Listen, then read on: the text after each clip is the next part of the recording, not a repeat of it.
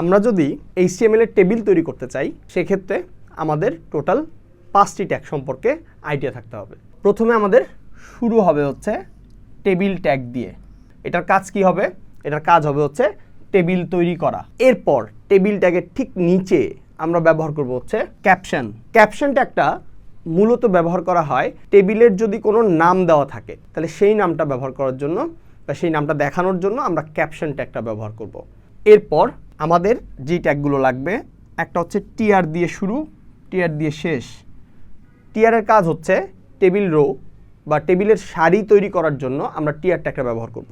এরপর আমরা ব্যবহার করব হচ্ছে টিএইচ ট্যাগটি। টিএইচ ট্যাগ হচ্ছে সাধারণত হেডিং উল্লেখ করার জন্য টিএইচ ট্যাগটা ব্যবহার করা হয়। টেবিলের ডেটাগুলোকে আমরা টিডি দিয়ে নির্দেশ করব। টেবিলে যত ডেটা ইনপুট করতে হবে বা ডেটা রাখতে হবে আমার সব ডেটাগুলোকে আমরা টিডি ট্যাগের মধ্যে রাখবো।